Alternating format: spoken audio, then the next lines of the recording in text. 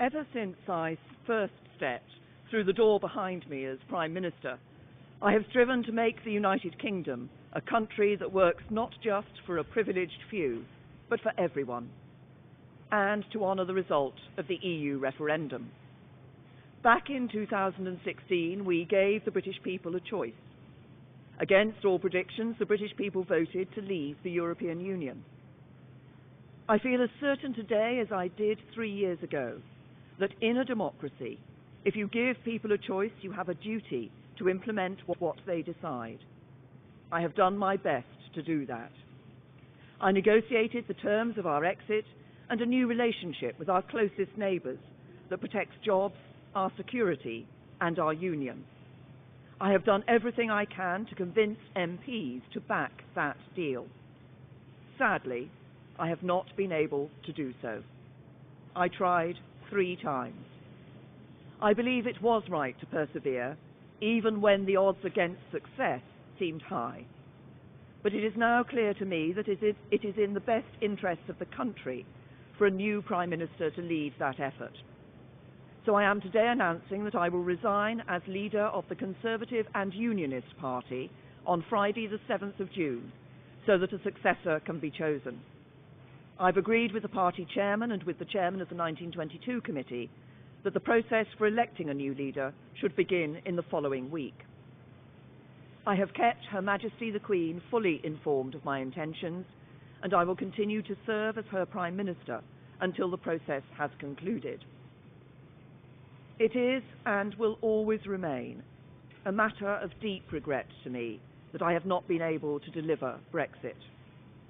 It will be for my successor to seek a way forward that honours the result of the referendum. To succeed, he or she will have to find consensus in Parliament where I have not. Such a consensus can only be reached if those on all sides of the debate are willing to compromise. For many years, the great humanitarian Sir Nicholas Winton, who saved the lives of hundreds of children by arranging their evacuation from Nazi-occupied Czechoslovakia through the Kindertransport, was my constituent in Maidenhead. At another time of political controversy, a few years before his death, he took me to one side at a local event and gave me a piece of advice. He said, "Never forget that compromise is not a dirty word. Life depends on compromise." He was right. As we strive to find the compromises we need in our politics, whether to deliver Brexit or to restore devolved government in Northern Ireland, United Kingdom, a country that truly works for everyone. I'm proud of the progress we have made over the last 3 years. We have completed the work that David Cameron and George Osborne started. The deficit is almost eliminated. Our national debt is falling and we are bringing an end to austerity.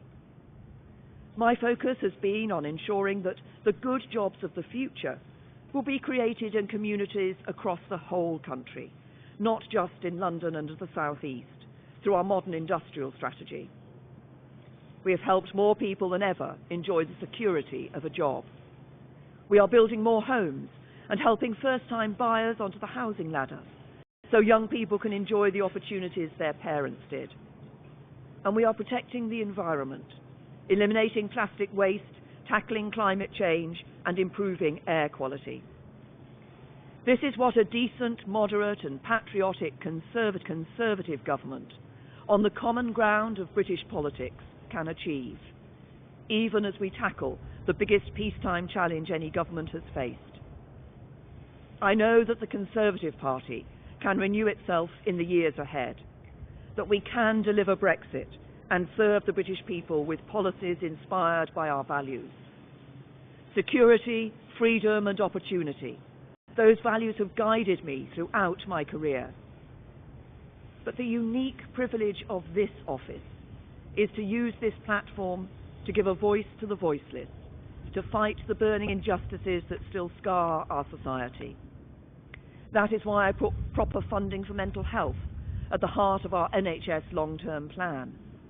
It's why I'm ending the postcode lottery for survivors of domestic abuse. It is why the race disparity audit and gender pay reporting are shining a light on inequality so it has nowhere to hide. And it is why I set up the independent public inquiry into the tragedy at Grenfell Tower, to search for the truth, so nothing like it can ever happen again, and so the people who lost their lives that night are never forgotten. Because this country is a union, not just a family of 4 nations, but a union of people, all of us. Whatever our background, the colour of our skin, or who we love, we stand together, and together we have a great future. Our politics may be under strain, but there is so much that is good about this country, so much to be proud of, so much to be optimistic about. I will shortly leave the job that it has been the honour of my life to hold. The second female Prime Minister, but certainly not the last. I do so with no ill will, but with enormous and enduring gratitude to have had the opportunity to serve the country